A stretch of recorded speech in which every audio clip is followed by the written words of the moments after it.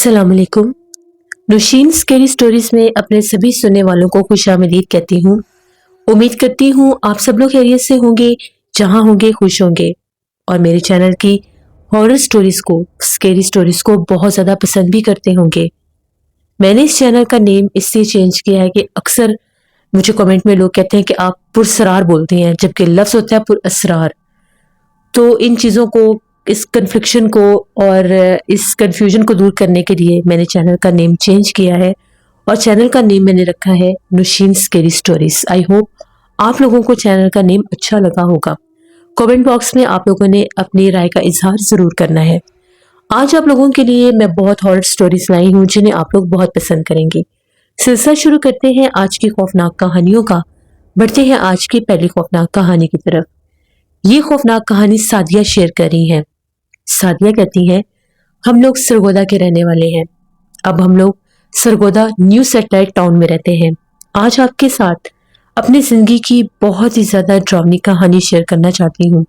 ये बात आज से तकरीबन 20 बरस पुरानी है, जब हम लोगों ने सरगोदा ओल्ड सिविल लाइन में एक घर लिया। उस वक्त हम लोगों ने वो घर भी रेंट पर ही लिया था। हम लोग उस घर में शिफ्ट हो गए। हम लोग सारे बहन भाई जो थे वो कॉलेज गोइंग थे।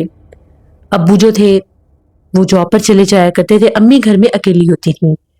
वो घर जो था, वो घर सुनने में आया है कि पहले भी रेंट पर ही था, लेकिन अभी कुछ अरसा से वो घर खाली पड़ा था। तो जब हम लोगों को डीलर ने वो घर दिखाया, हमने आसपास भी देखा, मोहल्ला भी ठीक था, गली भी ठीक थी, तो हम लोगों ने वो घर ले लिया। घर कोई बहुत ज्यादा खूबसूरत या बड़ा नहीं था, एक नॉर्मल घर था और पुराने तर्जो तौर पर बना हुआ था। खैर, हम लोगों ने घर फाइनल किया और वो घर हम लोगों ने ले लिया। जिस घर में हम लोग पहले रहते थे वो घर जो था वो बिक चुका था और इस मजबूरी की वजह से हमें घर चेंज करना पड़ा। हम लोग वहां पर शिफ्ट हो गए। गर्मियों का मौसम था जब हम लोग वहां पर शिफ्ट हुए। अभी मौसम ऐसा था कि हम लोग कमरों में नहीं सो सकते थे, तो हम लोगों का गर्मियों में हमेशा से यही था कि हम लोग सहन में या तो कूलर लगा लिया करते थे और आगे चारपाइयां बिछा लेते थे, या कमरे के आगे कूलर लगाकर अंदर चारपाइयां बिछा लेते थे। सहन थोड़ा सा बड़ा था, उसके कोने में अमरूद का एक दरख्त लगा हुआ था, शायद अनार का दरख्त था, मुझे सही से याद नहीं है।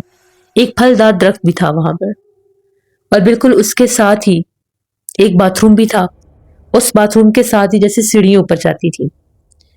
हम लोगों ने चारपाइयां बाहर बिछाई, कूलर लगाया, सब कुछ ठीक था, अच्छा लग रहा था। नया घर था और उस घर में हमारी आज दूसरी रात थी। पहली रात तो यूं गुजरी कि हम लोगों को महसूस ही नहीं हुआ कि हम लोग हैं कहाँ पर। दिन भर सामान रखना, घर शिफ्ट करना इतना आसान नहीं होता। 2 दिन लगे हम लोगों को सामान शिफ्टिंग में और 1 दिन लगा हमें कुछ चीजें सेटअप करने में कि हम लोगों ने अब यहाँ पर रहना ही रहना है। तो वो पहली रात तो यूं गुजरी कि जैसे ही बिस्तर पर लेटे तो आंख लग गई। ये भी महसूस नहीं हुआ कि गर्मी है या मौसम कैसा है। आज की रात जो थी वो हम लोगों की प्रॉपर एक घर में जैसे रात होती है वो थी। खाना वाना खा के हम लोग बाहर शहर में ही थे, क्योंकि कमरों में तो बैठा नहीं जाता था। मेरे भाई को आदत थी, वो देर तक टीवी लगाकर बैठा रहता था। अभी भी वो अपनी उसी आदत से मजबूर सामने वाले कमरे में टीवी लगाकर बैठा था, जबकि हम लोग सब बाहर शहर में थे। हम 3 बहनें, अम्मी और अब्बू। हम लोग बातें कर रहे थे। अब्बू जरा जल्दी सो जाया करते थे, उन्हें सुबह उठकर अपनी जॉब पर जाना होता था।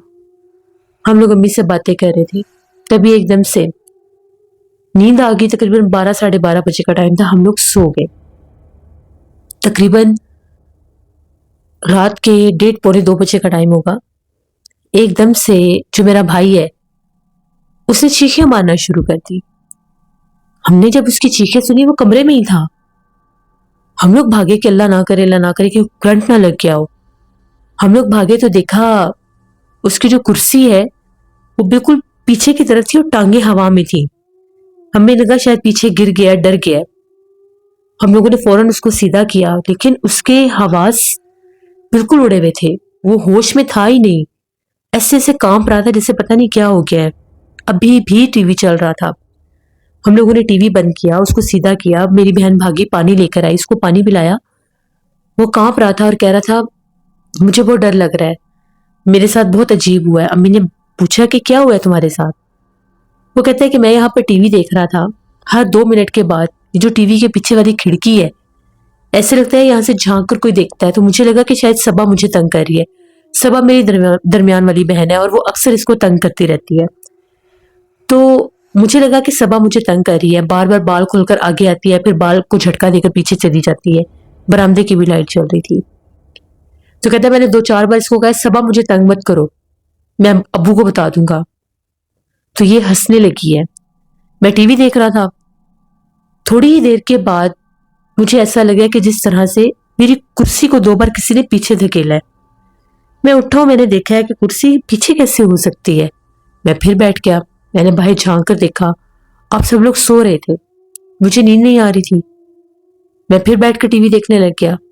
تو ابھی میں ٹی وی دیکھ ہی رہا تھا تو ایک دم سے میری کرسی کو پکڑ کر جیسے کسی نے پیچھے کیا, اور ایک عورت تھی, اس کے بال کھلے ہوئے تھے, اس کی آنکھیں سفید رنگ کی تھیں. میں نے خود اس کو دیکھا ہے, وہ میرے اوپر جھکی ہوئی ہے.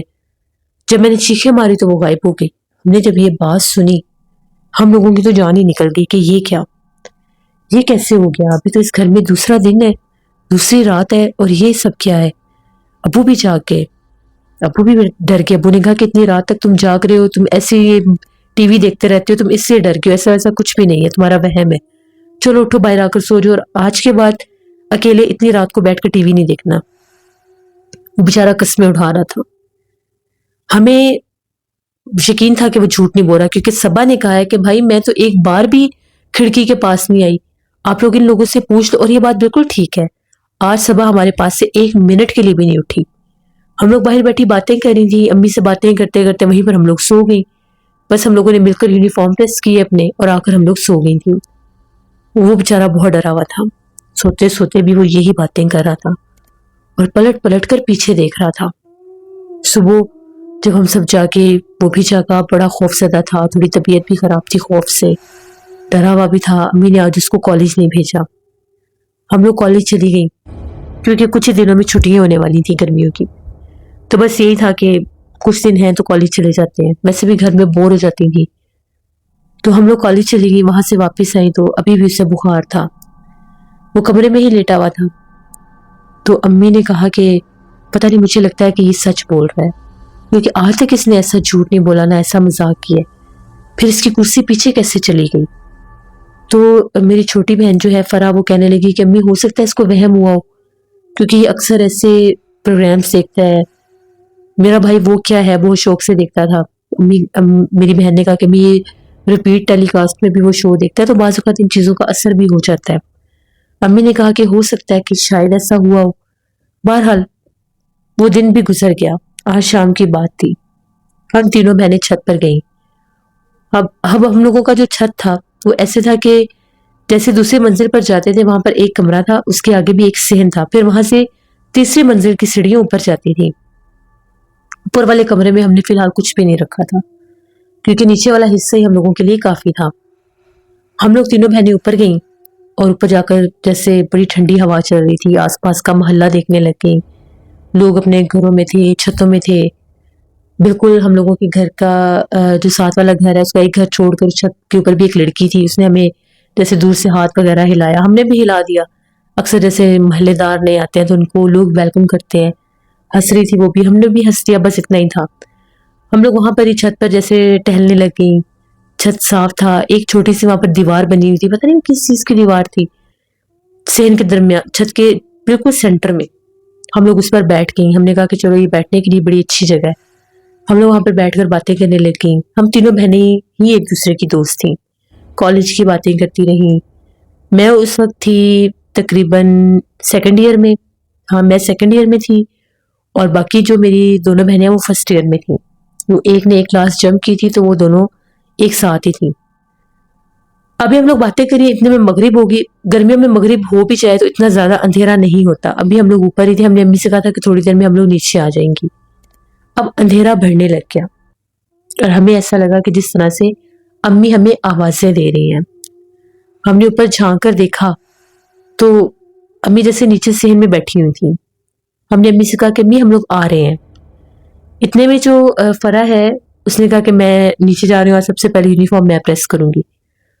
وہ جیسے نیچے بھاگتی بھاگتی گئی, ابھی صبا اور میں اوپر ہی تھے, تو ایک دم سے اس نے شور مچا دیا، کمرے میں کوئی ہے، کمرے میں کوئی ہے، وہ بار بار یہ کہہ رہی تھی۔ ہم نے اس کی آوازیں سنی، ہم لوگ نیچے بھاگے تو وہ نیچے والی سیڑھیوں پر بھاگتی ہوئی جا رہی تھی، اور جو اوپر کمرہ تھا اس کا دروازہ بند تھا، اب اس کا کمرے کا دروازہ کھلا ہوا تھا، ایک حصہ کھلا ہوا تھا، ایک حصہ بند تھا۔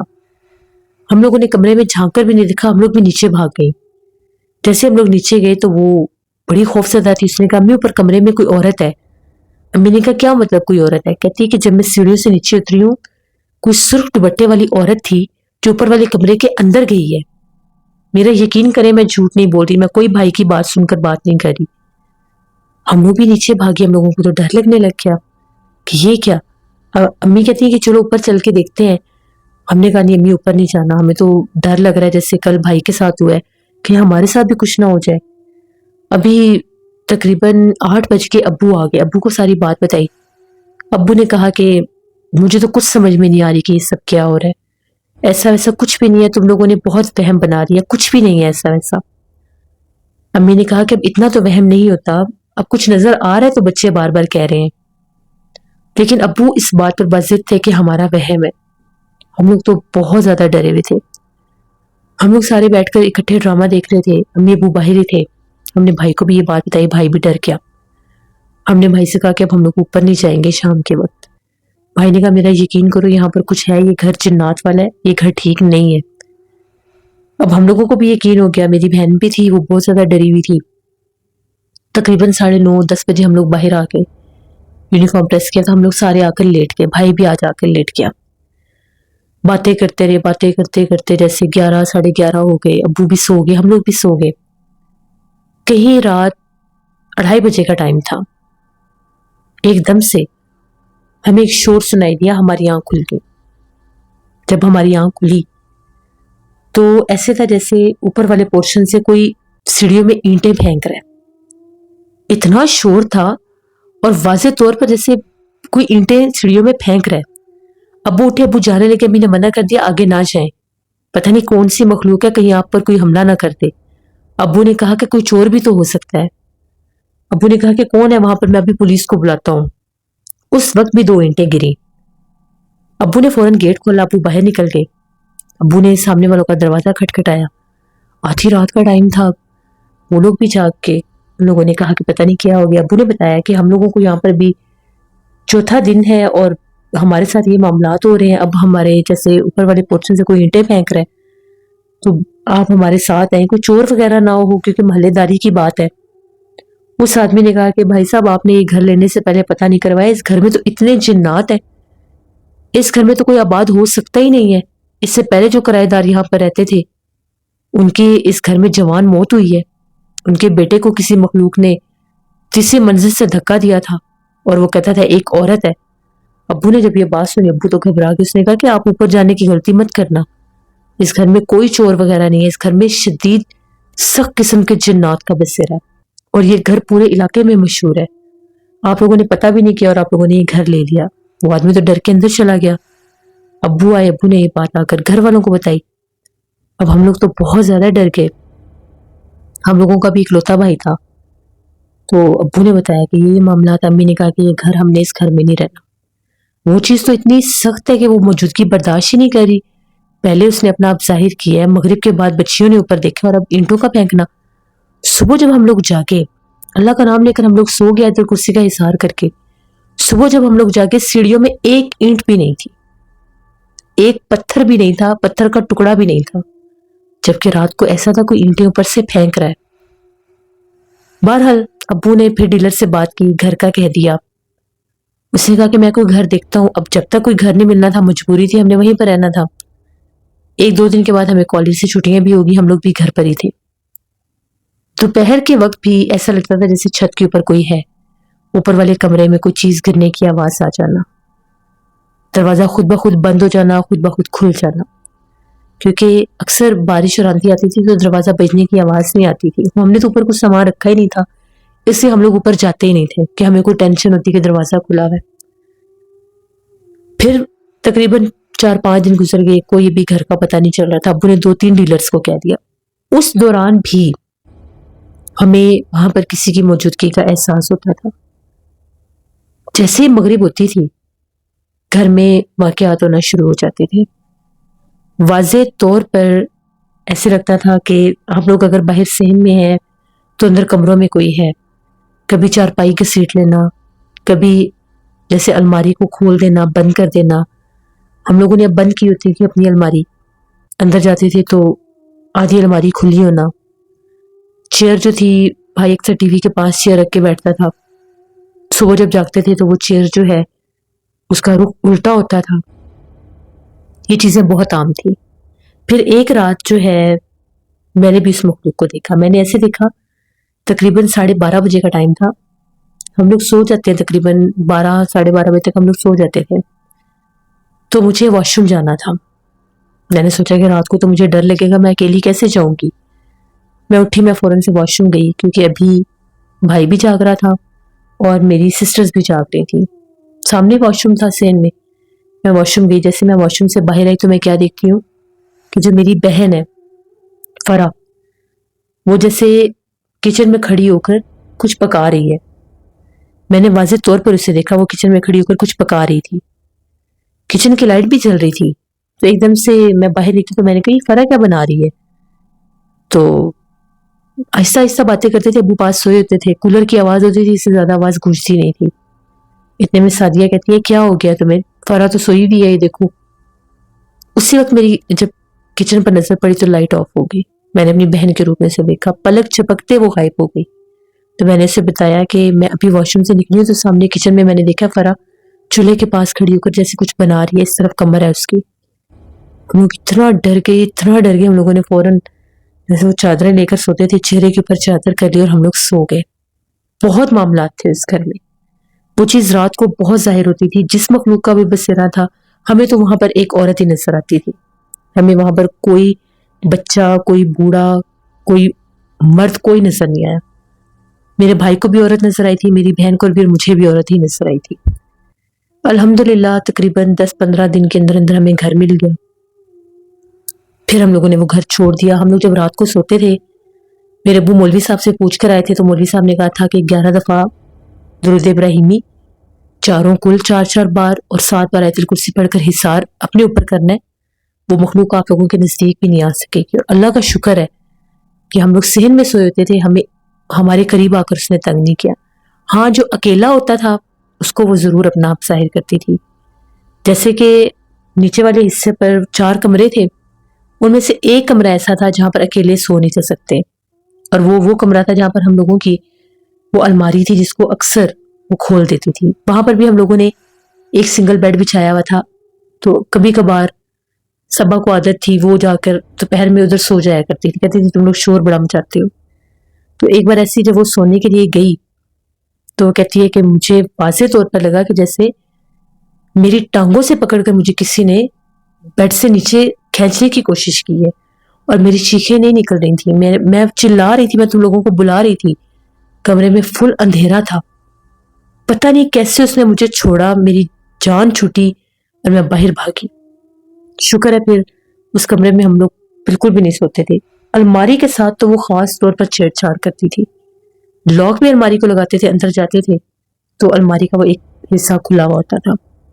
پھر جب ہم لوگوں نے وہ گھر چھوڑا اس کے بعد کبھی بھی الماری کا وہ حصہ نہیں کھلا، کبھی بھی وہ اس کو کسی نے نہیں چھیڑا۔ پتہ نہیں وہ گھر کیسا تھا، اتنا آسیب زدہ خوفناک گھر تھا۔